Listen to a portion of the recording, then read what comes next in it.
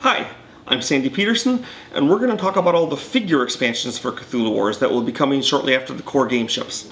So first, I want to talk about the High Priest expansion.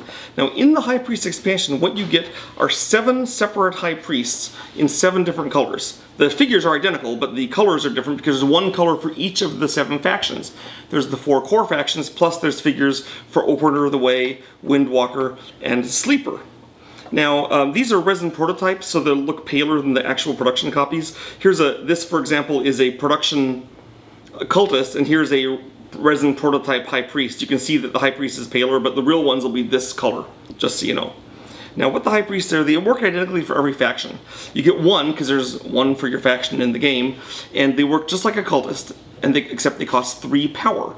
Now, that means that they can build a gate like a cultist, they can occupy a gate, they generate 1 power during gather power. The only other thing they can do is, after any player's action, you can discard or kill one, take it off the board basically, and you earn 2 power for that. So you may be thinking, well, that might be kind of useful if someone's about to capture him or something because I can get 2 power, but generally it's a piece that I pay 3 for and I get 2, so why is that good? Here's why it's good. It's actually a better deal than it sounds because of the fact they generate power. So you pay your 3 power, then you have High Priest. Then during gather power, he earns 1 power extra, because he's a cultist. Then later in the turn, you can turn him in for the 2 power. You've actually gotten 3 power out of this High Priest that turn. So in effect, you've transferred 3 power from your previous turn to this turn. Now here's some ways that can be used super effectively. Let me give you an example from Cthulhu. Here's Cthulhu.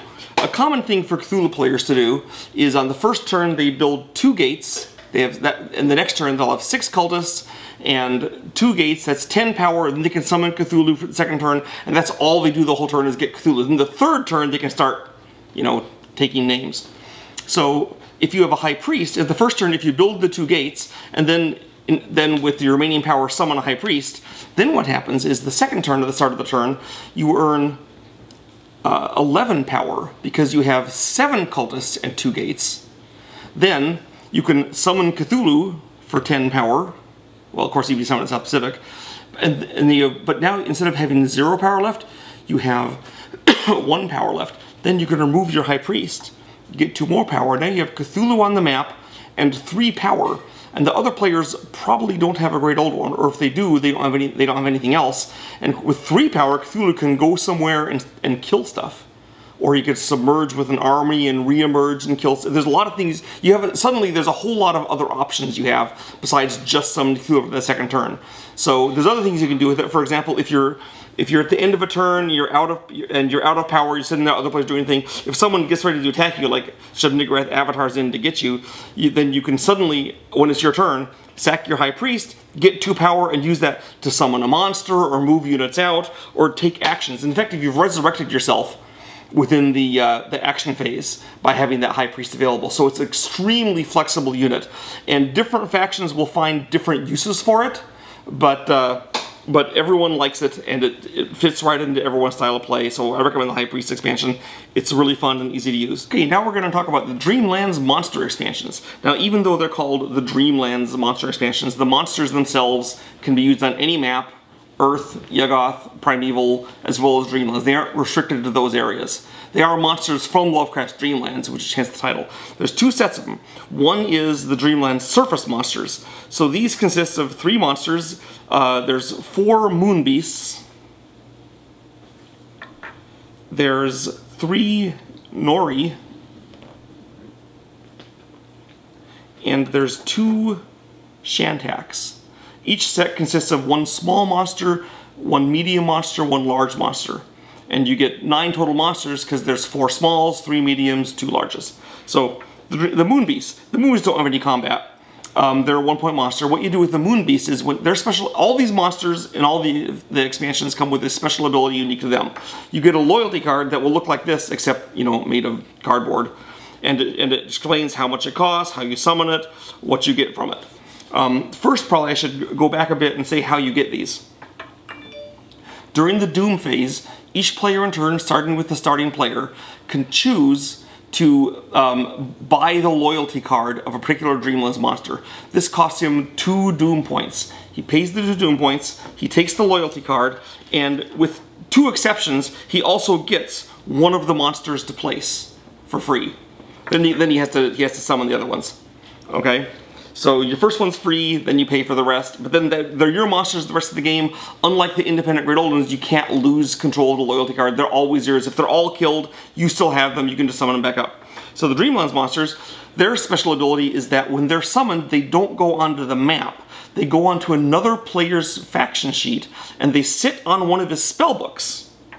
And the spellbook they sit on is cancelled as if he doesn't have that spellbook. During the following Doom phase, they fall off the spellbook and they can land anywhere on the map that you choose for them to go. So you can place them anywhere. But in the meantime, they cancel that spellbook. Now, if the player, if it's a really critical spellbook that the player wants to use, then he can knock them off prematurely by spending a Doom point, which is obviously a pretty big deal. That's not an action though. So for example, say that someone put a Moon Beast on a really important spellbook that you had to have. What you could do on your turn, you pay a Doom point, kick the Moon Beast off, and then before he can put a new Moon Beast on, you do that action, and then next turn, if he wants, he can summon another Moon Beast onto your spellbook, and the cycle of life continues. He only has 4 Moon Beasts, so if he has all 4 of them in play and you don't kill any of them, good luck with that, then he won't be able to like infest spellbooks with it anymore. But in the meantime, they're really obnoxious and everyone hates them except the guy that uses them. Okay, the Gnori.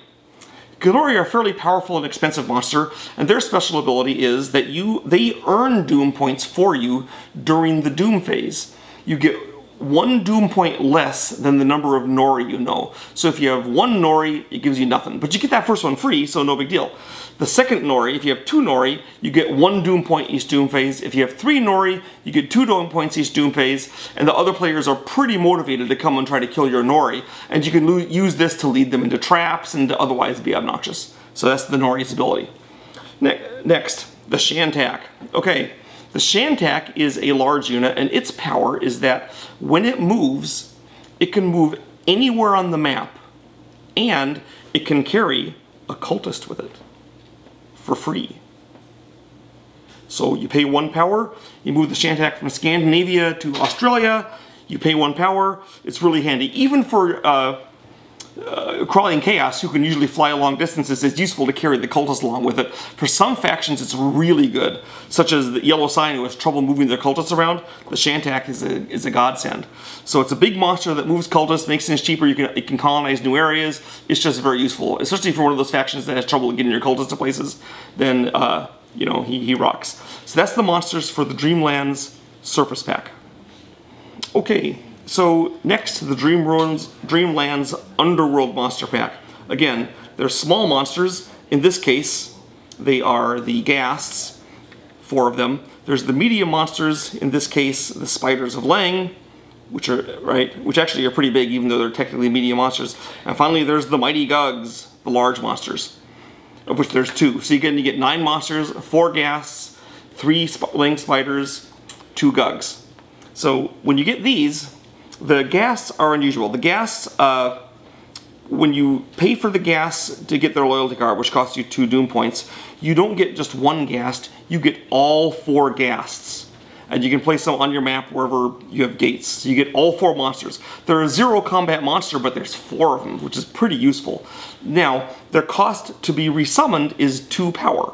But when you summon Ghasts, you can summon all the Ghasts each time. You pay 2 power, you get all your Ghasts. So if you only have 1 or 2 Ghasts in your pool, you may not want to summon it or wait till you're out of them, down to 3 or 4, then summon them and get a bunch. So in effect, if you have all 4 Ghasts in your pool, you're getting 4 0-point monsters, 0 combat monsters for 2 power, which is a half a point each, which is a pretty good deal, even if you're Shub-Niggurath. Now, of course, the first time you get them all for just the Doom points, so that's pretty nice too. They work like regular monsters. They can capture cultists. They can take hits in combat. They're 0. Once you've played Call of Cthulhu, you'll see that a 0 combat monster is actually a pretty handy thing. And these being so cheap, you have the cannon fodder you need to protect Cthulhu from being killed or whatever your job is. So that's them. It also lets you be like a mini Shub-Niggurath, because now you have a cheap monster you can get a bunch of too, just like him. Okay, next monster, the Lang Spider. They're bloodthirsty. What the Lang Spider does, if you have a Lang Spider into combat, you can take 2 pains that you roll and combine them into a kill. Sorry, you can take 2 pains that are rolled and combine them into a kill. So you can do that either for 2 pains you roll to kill the enemy, kill an enemy unit, which is usually how you use it, but you can use it to combine 2 enemy pains into a kill. Now sometimes that's useful because you want to have, it's critical, you want to have 1 less guy pained out of the area, so you'd rather lose a unit than get 2 people pained, and then you can use the Lang Spider for that, but usually it's the other way around. And you can do that once per Lang Spider in the area. And finally, last but not least, the Mighty Gug.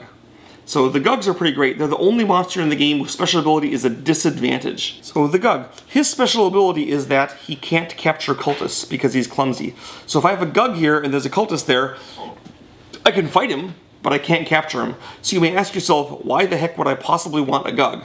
The answer is because the Gug has 3 combat, and of course the first one's free, and he only costs 1 power. That means you can have 2 Gugs on the map for 1 power initially because the first one's free, and then from then on when they're killed, it's 1 power to get them back. They're like as cheap as a monster gets just about, and they roll 3 dice. So say for example you are a faction that doesn't have a lot of dice to roll, like Crawling Chaos or Yellow Sign. Suddenly you're supercharged with regards to combat. Your 2 Gugs are rolling 6 dice for you. Even combat factions like Cthulhu can use the Gugs for that.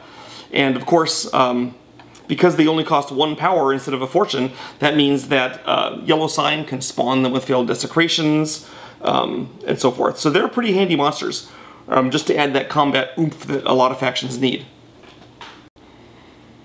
Okay, finally, I'm going to talk about the monsters from the Azathoth expansions. Now, I've already talked about them before. I saved them to last because if you've seen the Azathoth expansion, you may not want to hear about them again. But here they are. These work just the same. You spend 2 Doom points, and you get that monster as a loyal monster for you. There's 3 of each type.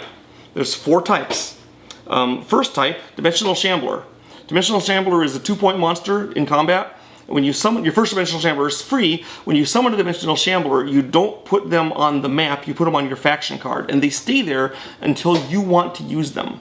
When you want to, after anyone's action, you simply take your Shambler and you drop it out of the sky, or wherever, or you know, the other dimension, anywhere on the map. So for example, say that I'm yellow, and it's my turn, and I can just drop him here and capture a cultist.